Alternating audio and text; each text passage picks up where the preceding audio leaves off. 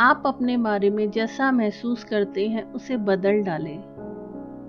अपनी निजी समस्याओं, पुरानी गलतियों, असफलताओं और पछतावों की लिस्ट बनाएं, उसे जला दें। इसे राख में बदलता देखें और जोर से कहें, यह अंतिम बार है, अब मैं तुम्हें हावी नहीं होने दूंगा। मुझे ज़्यादा ज़रूरी चीज़ें करनी हैं। अपना एक्शन हमेशा आपके विचारों पर जोर डालता है। अपनी पुरानी गलतियों से सीखें, उनसे छुटकारा पालें, इसे अपने पीछे से हटा लें। दुनिया में काफ़ी बंदर हैं जो आप पर कूदना चाह रहे हैं। अपनी निजी संपत्तियों, क्षमताओं, उपलब्धियों की लिस्ट बनाएं। एक वास्तविक रेज्यूम अच्छी शुरुआत होगी। इसे दिन में 3 बार रोज 3 हफ्ता तक पढ़ें। उसे रोज पढ़ने के बाद तुरंत पढ़ें। आपके एक्शन आपके विचारों को मजबूत करते हैं। अगर आपने कभी खुद को मूल्यवान, योग्य या अतीत में अच्छा महसूस किया है, आप ऐसा फिर महसूस कर सकते हैं। आपने कई सालों तक लोगों को मौका दिया कि वह आपको प्रोग्राम कर सके। अब यह काम आपका है।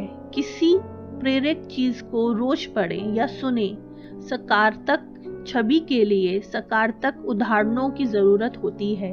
आपको दूसरे लोगों के अनुभवों की भी जरूरत पड़ती है। उनकी रिसर्च, तकनीक और परिणामों से आप सीखने के कई साल बचा सकते हैं और कई गलतियां करने से बच सकते हैं। आप में जन्मजात स्वचालित लक्ष्य खोजने के तंत्र को जागृत करता है। जब आप सो रहे होते हैं, आपका अवचेतन आपको बाधाएं, मुसीबतें और हार से निकलने में मदद करता है। जैसे आप अपने लक्ष्य को पाते हैं, लिखा हुआ प्रूफ आपको एक योग्य और जीतने वाले इंसान के रूप में समर्थ देता है और अच्छी आत्मछवि के बीज बोता है।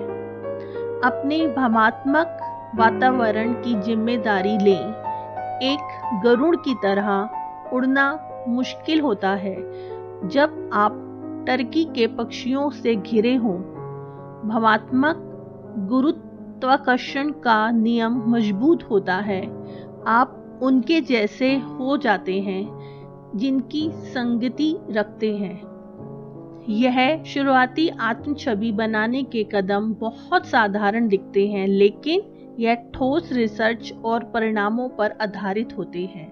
वह एक मजबूत, जिसे मैं आंतरिक कहता हूँ, नेट वर्थ के आधार पर होते हैं। जब आप अपनी मजबूती और मूल्यों में विश्वास रखते हैं तो उनका समर्थन करते हैं और खुद में विश्व स्तर रचनात्मक सफल इंसान बनने की जिम्मेदारी लेते हैं, तब और सिर्फ तब आप दूसरे लोगों पर सकारात्मक प्रभाव बनने की ओर जाने लगते हैं। जो कोशिश करते हैं वे अपने आप को पुनर्निर्मित कर लेते हैं।